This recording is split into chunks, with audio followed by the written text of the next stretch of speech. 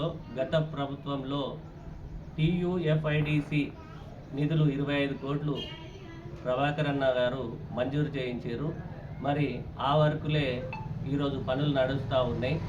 మరి గతంలో ప్రభాకర్ అన్న సదాశివపేటలో ప్రతి వార్డు తిరిగేటప్పుడు 25వ వార్డులో ప్రభాకర్ అన్న తిరిగినప్పుడు అన్న మాకు ఈ రోడ్ కావాలి, ఈ అండర్ గ్రౌండ్ డ్రైనేజ్ కావాలన్నప్పుడు ఆ వర్క్ను మంజూరు చేయించి ఇచ్చిండు.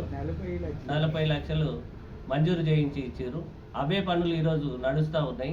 మరి ఈ కాంగ్రెస్ ప్రభుత్వం వచ్చిన తర్వాత ఒక రూపాయి కూడా తెచ్చిన దాఖలు లేదు. కానీ ఎవరో మా సోకొకరిది సొమ్మొకరిది అన్నట్టు మేము ప్రభాకర్ అన్న తెచ్చిన వరకు ప్రోటోకాల్ లేని వ్యక్తి వచ్చి కొబ్బరికాయ కొట్టడం ఎంతవరకు కరెక్టు?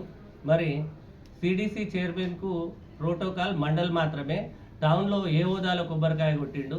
మరి అధికారులు కూడా గమనించాలి. ప్రోటోకాల్ ఎమ్మెల్యే గారి ప్రోటోకాల్ అది.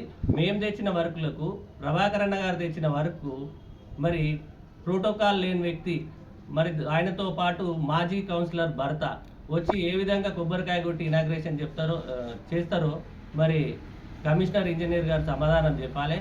మరి ఇలాంటి మళ్ళీ జరగకుండా కమిషనర్ గారు చూసుకోవాలి. మరి గడిల రామరెడ్డి సిడిసి చైర్మన్ గారికి కోతి కొబ్బరికాయ దొరికితే ఏ విధంగా గంతులేస్తుందో, ఈయన కూడా తనకి ఎక్కడ ప్రోటోకాల్ వస్తుందో ఏందో తెలియదు. తను మండల్ ప్రోటోకాల్ మాత్రమే. ఏ హోదాలో కొబ్బరికాయ కొట్టిండో తను కూడా సమాధానం చెప్పాలి.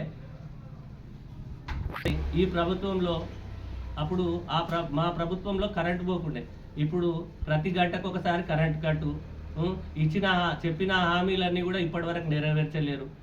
ఏది చేయకున్నా మరి అప్పటి గవర్నమెంట్ ఇచ్చిన నిధులన్నీ కూడా మేమే చేసినామనే ఒక తప్పుడు ప్రచారాలు చేసుకుంటూ బతుకుతూ ఉన్నారు. ఇది ప్రజలు గమనించాలి. ఇంకోసారి ఇటువంటి ప్రోటోకాల్ లేని పనులు చేయకుండా జాగ్రత్తలు తీసుకోవాలని కమిషనర్ ఇంజనీర్ గారిని కోరుతా ఉన్నారు.